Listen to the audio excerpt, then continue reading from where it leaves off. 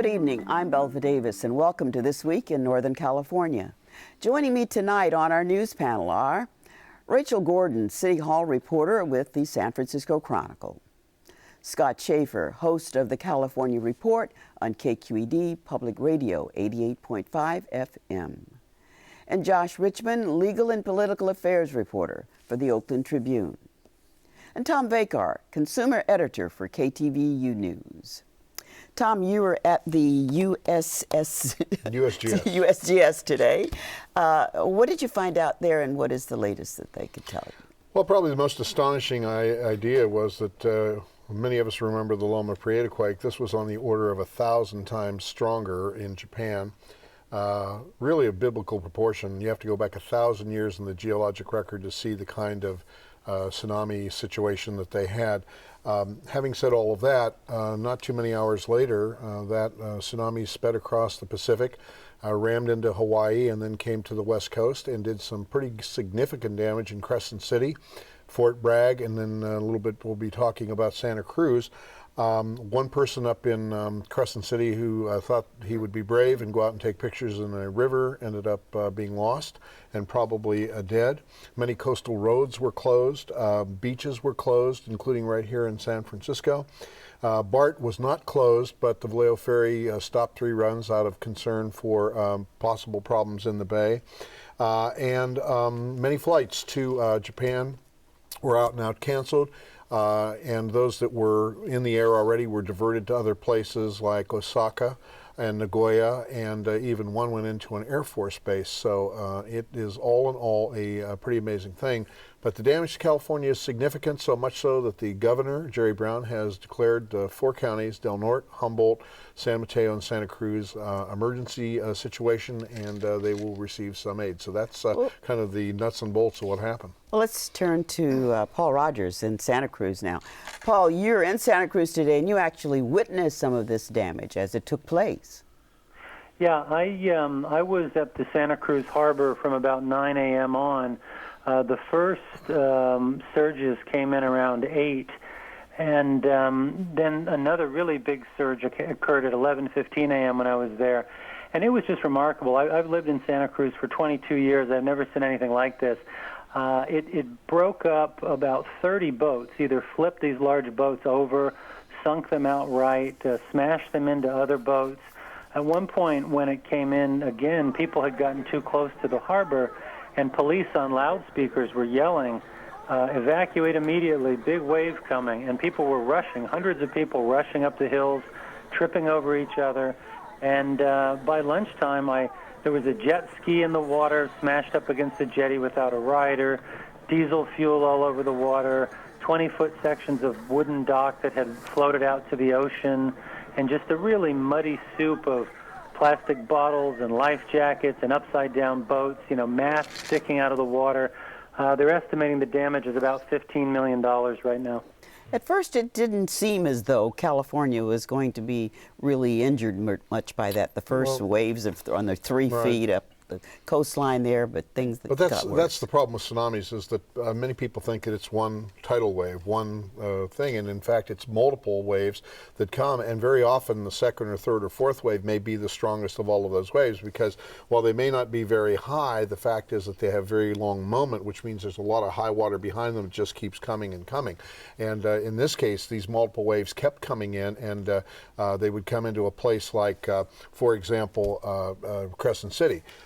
How much damage happens really is a function of, according to the USGS, as to how the bay is oriented towards the incoming wave, and then how shallow the bay is, how small the bay is, and how the water actually enters, because you basically almost get a toilet bowl kind of effect that's going on there. And if you have a smaller bay, what happens is it just goes in there and wreaks havoc. On a bigger estuary like the San Francisco Bay, where a lot of water moves in and out, and there's a tremendous amount of water in there already, there's much less of a problem. But on these smaller bays, they are highly vulnerable, and we learned that lesson at 3 places Tom, today. explain why. This morning there was Bart was saying that if the waves up north had gotten to a certain level, they were going to shut down the system. What's the relationship there? Well, the concern is that, if too much water would come into the San Francisco Bay and drive the overall level up, which is a distinct possibility.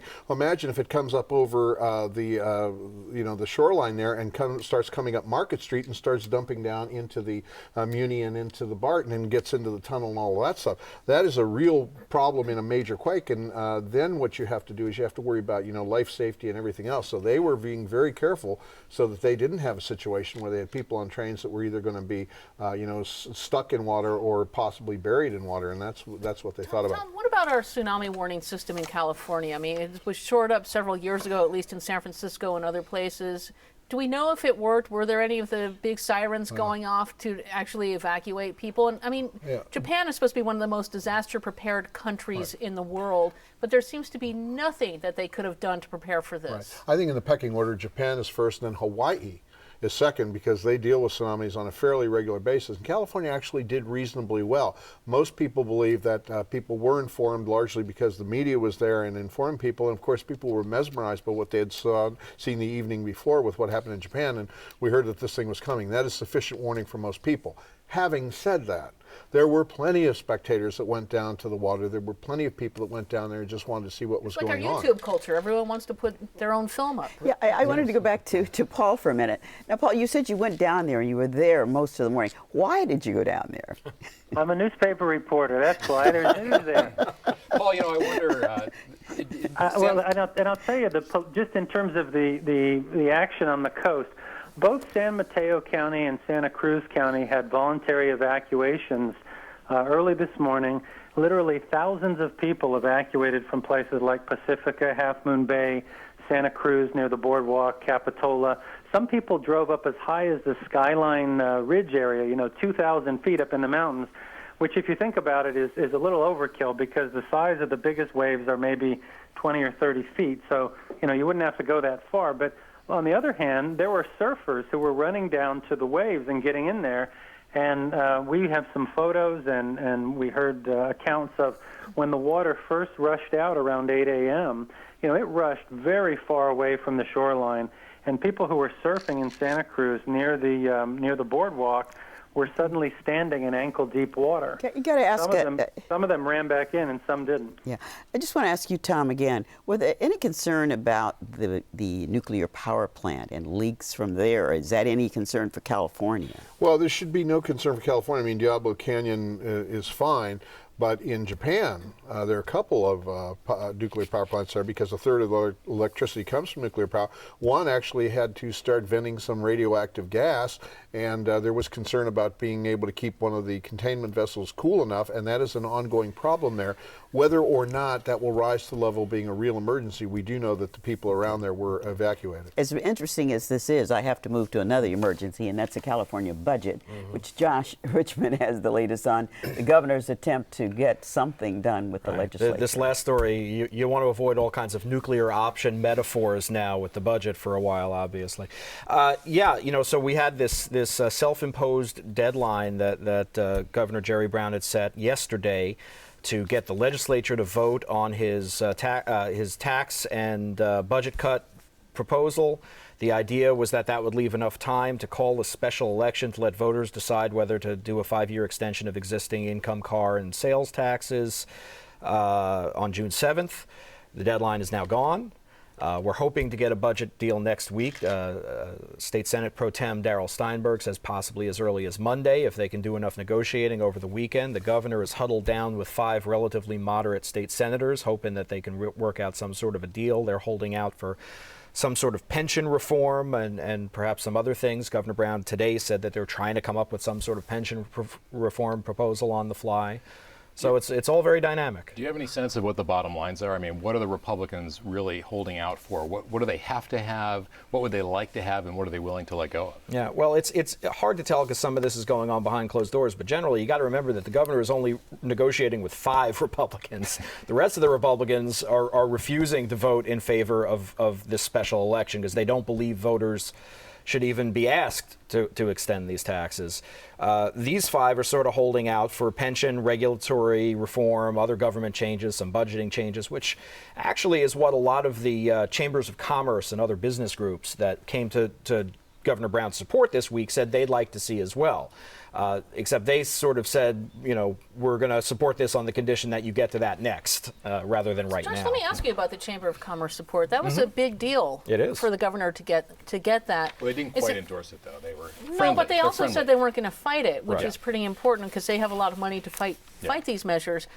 Is that having any sway at all, though, really, with the Republicans? I mean, we've always heard Republicans, no taxes, we want this reforms, but do they want to move, or do they just want to get into a partisan fight with the Democrats at this point? The thinking is that having all of these business groups, not just chambers of commerce like San Francisco and Oakland and Los Angeles come to the support of this plan, but also groups like the Bay Area Council and the Silicon Valley Leadership Group. Today there was about 24 agricultural groups, although notably not the California Farm Bureau, through their support behind it. The idea is that this perhaps would give some political cover to those Republicans who would cross the aisle and vote in favor of it. But you got to look at the way that all of these business groups are phrasing their statements and the way that they're being, rolling these out. Budget cuts are necessary, but can be costly in terms of lost jobs and services. Letting the voters decide if temporary tax measures should be extended is appropriate, but we'll evaluate those measures when they're formulated. So they're not saying we want you to raise taxes. They're saying, all right, let the voters decide. We got to break the logjam. Let's go ahead and do this. But we also want to see you address these other things that are of concern to us. Is this whistling past the graveyard, though? And the graveyard being that either it doesn't get on the ballot or the public says no to these extensions. I mean, is that really something they're talking about, or are they just thinking this isn't going to be a possibility? When has this not been whistling past the graveyard in the past 10 years that you can recall of budget negotiations in Sacramento? The idea of having it on having the special election June 7th is that falls before the June 15th constitutional deadline for passing a budget. We never meet that deadline, right? It would be a shocker if we actually did this year.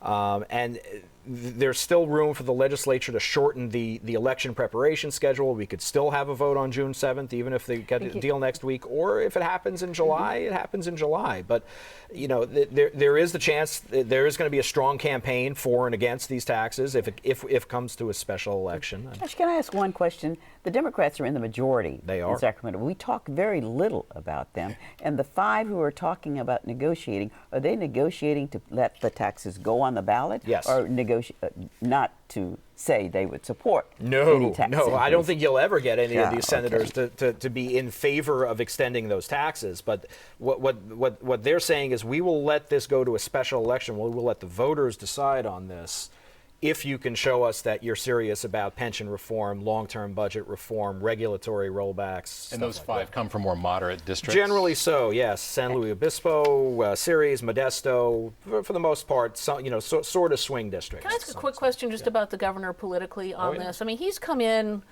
very confident and cocky, really, that he could do this. Is he having second thoughts about wanting to be governor again? I mean, no. Is he up to this task? I mean, he seems like if he gets to roadblock there, he's going this different direction. Is there anything slowing him down at this point? I don't get the sense that he's demoralized necessarily by missing yesterday's deadline. I think he if you look at the language he's using, he keeps rolling out these expressions of support day after day after day. He's confident that they're on track to reach some sort of deal, possibly as early as next week. I go back to the Democrats again, who are in the majority. Indeed.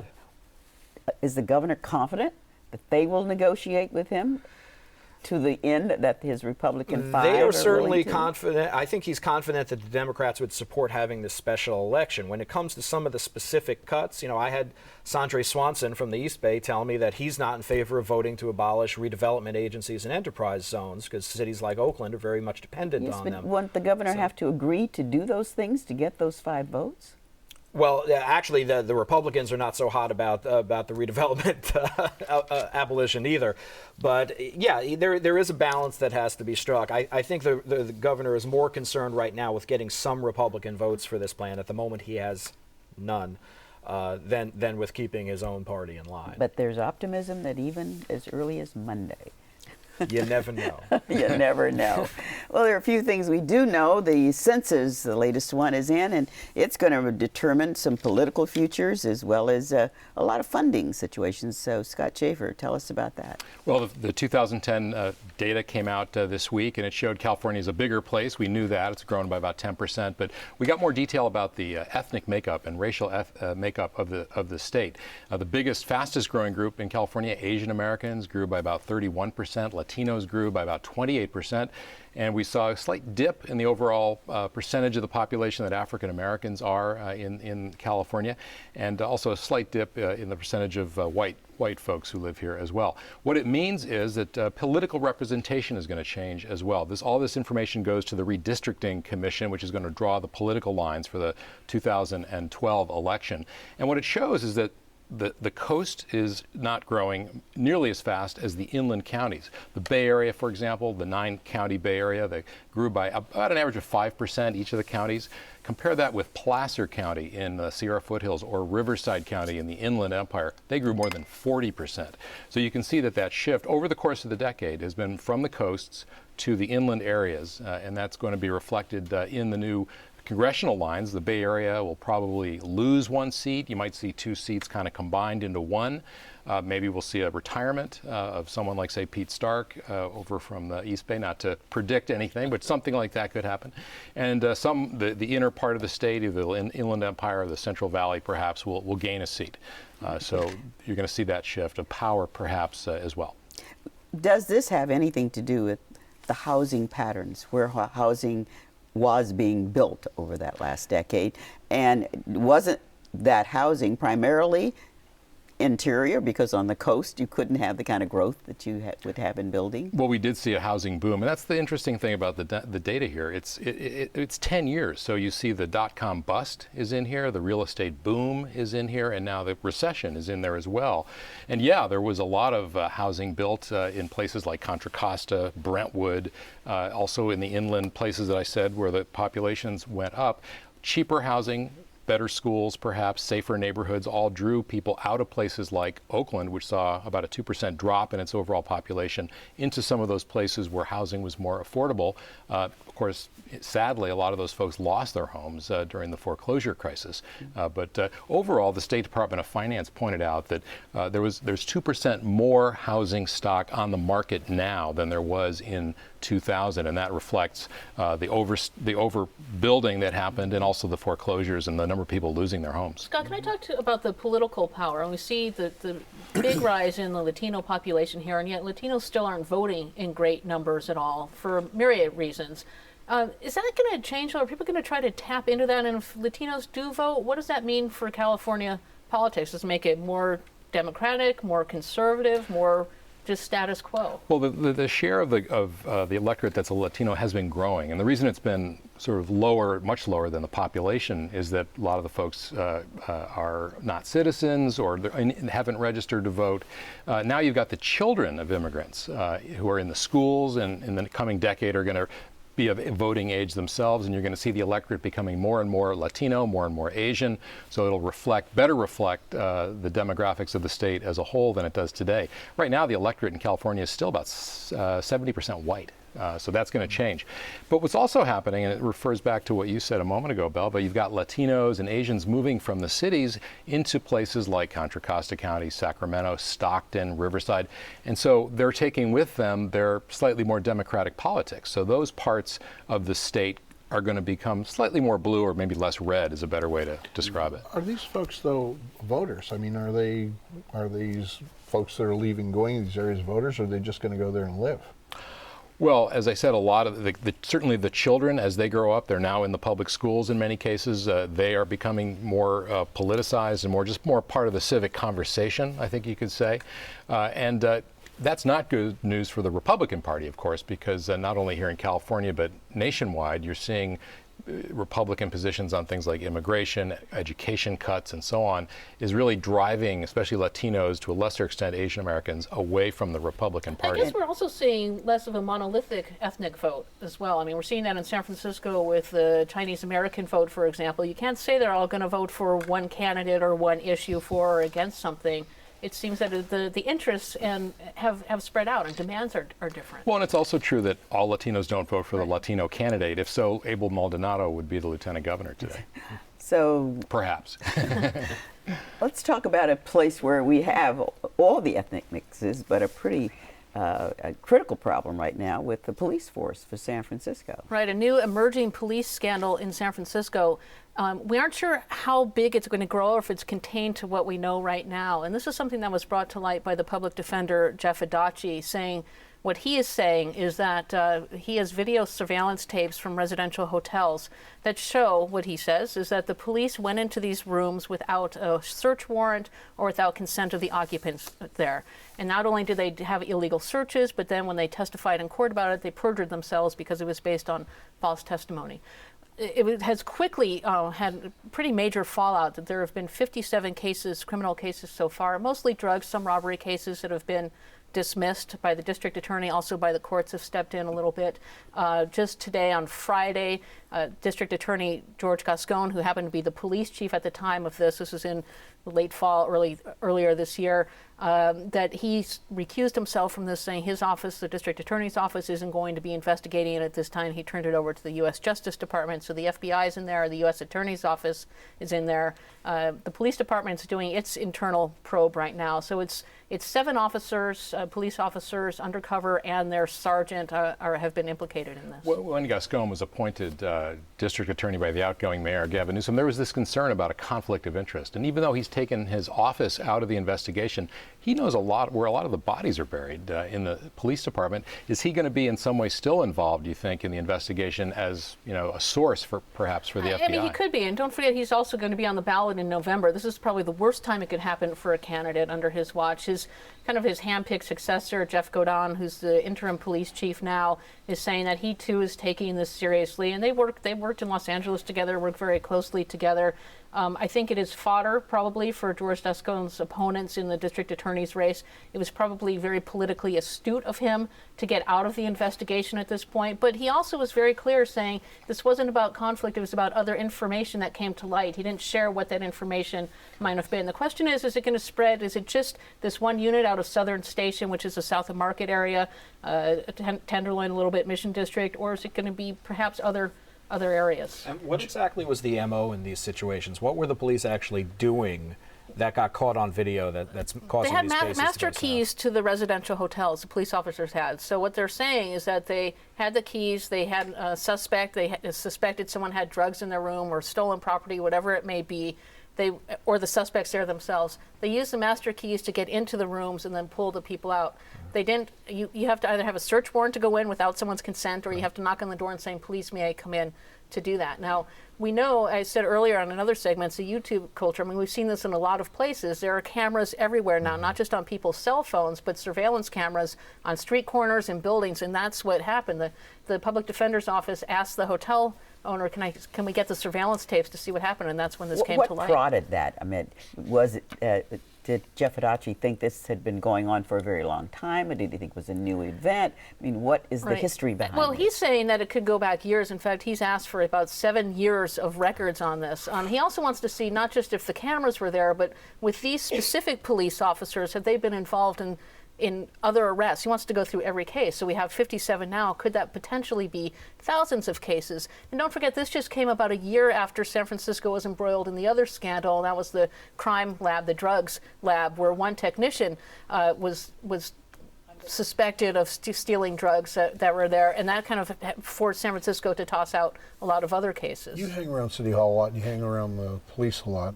What's this doing to their morale? It has to have some very negative impact with all this stuff building up. Yeah, I mean, I think police feel under siege in many ways. I mean, there's a morale issue. They also have, I mean, just to be frank about it, they're going, look, we think that there are drugs in there, or there are bad things in there. Are we going to go through, as they should legally, go through the process to go get the search warrant and everything? They just wanted to go and get the stuff and not have someone slam a door in their face. So that's one thing.